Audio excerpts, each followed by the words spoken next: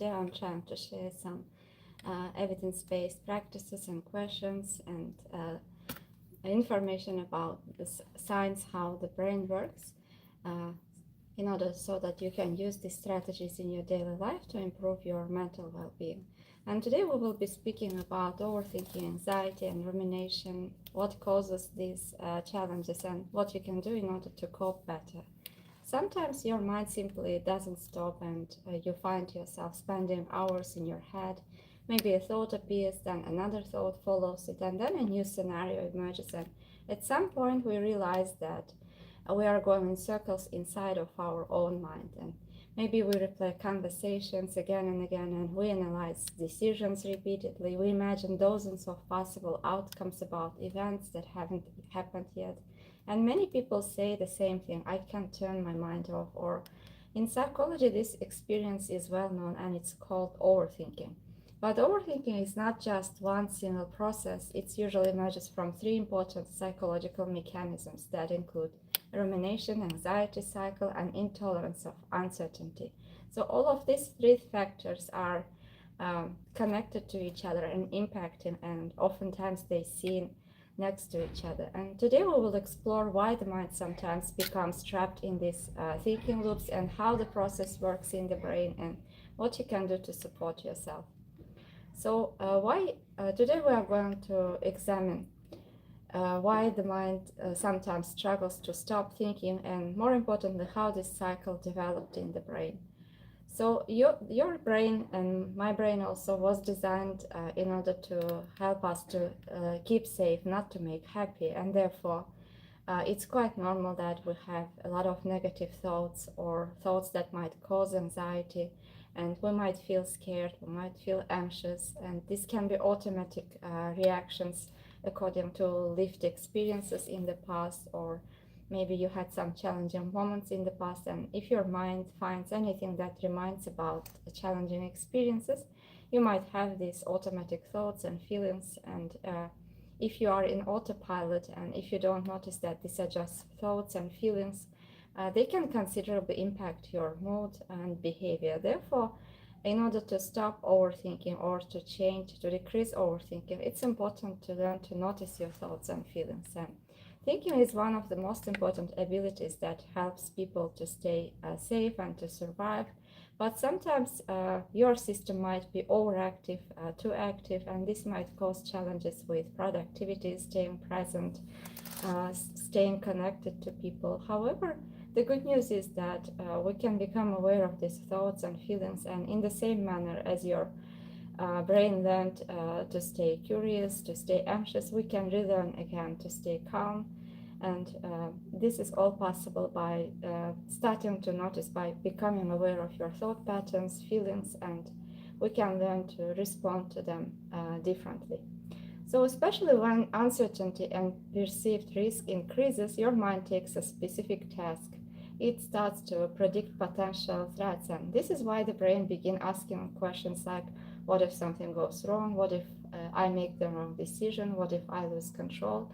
And the main thing how you can cope with this thought is that once you notice them, you can try asking, are these thoughts are being helpful for me, and how are they impacting my mood, my behavior? And you can ask yourself, what's most important for you right now? Is it your health? Is it your career? Is it your relationships? And once you learn to recognize your thoughts, it would be easier for you to take small steps towards what's important for you at that point. So once you learn this information about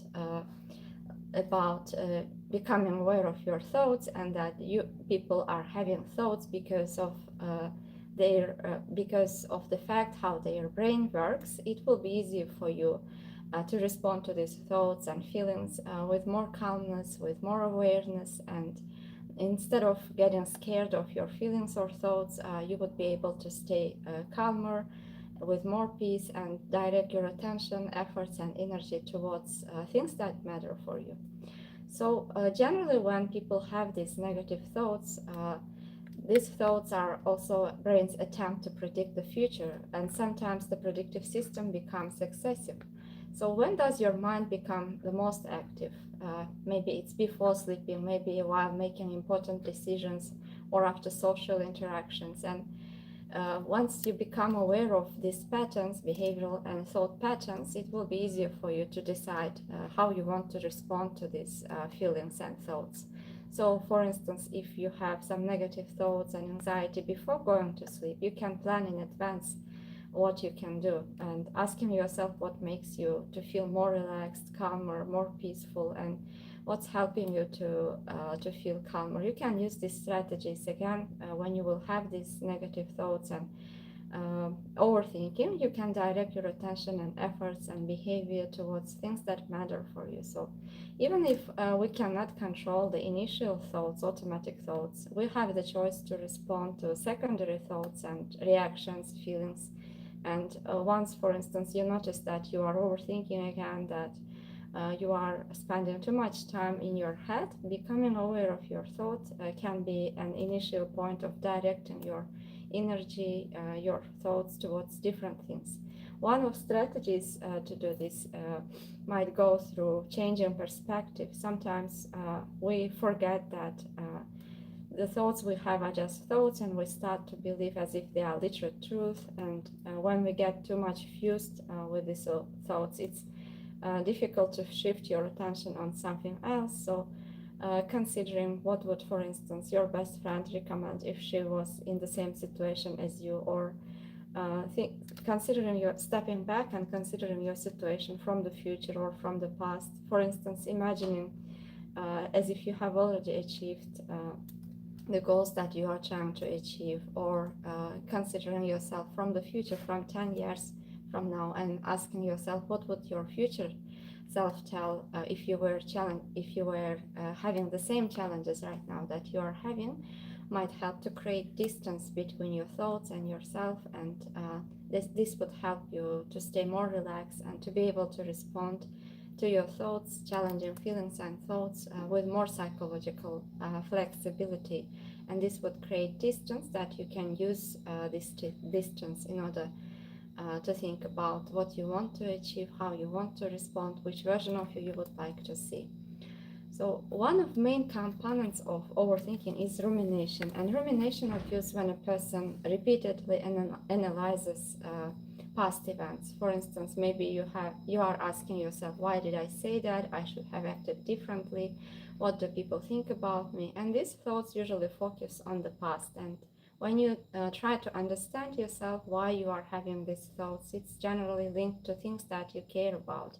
For instance, if you are thinking about your work or education, about relationships, or about your future, about your health, this means that just you care about your health, about these factors. And once you become aware of this and you understand yourself why you have these feelings, it will be easier to respond to thoughts and feelings with more clarity, staying calm and choosing what matters for you. And for instance, if you are wondering or worried about your health, when you notice that you start to overthinking, you can again encourage yourself to take small steps towards having a healthy life. For instance, if you find yourself getting anxious about your health, you can choose to take a walk, or to eat something healthy, or to do something that would help to improve your health. And if you are worrying about your future, or about your career, about your studies, anytime when you find yourself that you are overthinking about these factors, you can take small steps in order to improve your life or yourself in this field. For instance, reading for 10 minutes, taking a walk, connecting with someone whom you care or whom you feel worried about, can help to create a sense of calmness, peace, and to respond again to initial thoughts with psychological flexibility and with calmness. So most of the time, overthinking doesn't generate any new solutions, and it's not being helpful for you in a long term. It's causing maybe avoidance, spending too much time on your head, and instead of overthinking, ruminating, you can choose to direct your energy, your thoughts, your feelings, your time towards something that you value. And overthinking simply drains your mental energy. We cannot stop the thought, but we can choose how to react to the initial thought. And also asking yourself which features helped you in the past, which qualities, which environments, which people helped you in the past to overcome overthinking, rumination, or anxiety, and asking yourself which version of you you would like to see, which qualities you would like to see more, would help you to create more detailed plan and to understand how you would like to respond. For instance, what kind of person do you want to be in this moment when you find yourself overthinking? And if fear wasn't in charge, what would you like to do next? And what action moves you towards the life and the version of you that you want? And oftentimes we are waiting also for the things to be perfect, for our mood to be perfect, for not having thoughts at all, to have a peaceful mind, and we are avoiding procrastinating things that we dream about until we feel better, until better times. However, nobody is guaranteed of having so much time, and uh, asking yourself what you would like to do, even if in the presence of anxiety. And the fact is that we can never delete anxiety or initial thoughts, automatic thoughts, because this shows that we are human. Just people who are dead or who are in comas are not able to have any thoughts. And having worries, thoughts, anxiety means that you are alive, that you are a human being. And for instance, imagine if anxiety wasn't there, what kind of life you would like to have? What are some things that you would like to try if overthinking, rumination wasn't controlling your behavior and wasn't holding you back? And after that, accepting feelings and thoughts and the fact that people might have uncomfortable thoughts and feelings, and what you would like to try, what you would like to do, even if these uncomfortable feelings and thoughts were there, can help to create a kind of acceptance and to start to think how you would like to spend your life, what would create meaning in your life, and what are some things that you would like to try or do even in the presence of anxiety, can help to have some insights about which version of you you would like to see, what kind of life you would like to see, and what adds meaning into your life. So rumination is a kind of attempt to solve the problem and to decrease anxiety. And maybe your brain thinks that if I will think more about the danger, then it will not happen. However, is this true? And becoming aware of the fact that overthinking is not always helpful for us, we can learn to choose to respond to it differently, and we can decide how much time we want to spend in our head and what we would like to do instead, how we would like to spend our time, and what else would we like to try if we were not overthinking. So anytime when we feel stuck in the anxiety loop, the first thing to recognize is to think your mind is not trying to harm you, it's just trying to protect you from possible threats, and this is how human brains were designed. And after reminding yourself about this, you can ask yourself how you would like to respond to this system that's just trying to protect you. And once you accept these uncomfortable thoughts and feelings, uh, what are you willing to do with the time that you have, and how you want to respond? So these are actually strategies that you can use and questions that you can ask yourself to help to overcome overthinking, rumination, and anxiety. And as we have discussed, even if we cannot decide the first reaction, like automatic thoughts and feelings, we can always learn and how to respond to secondary reactions.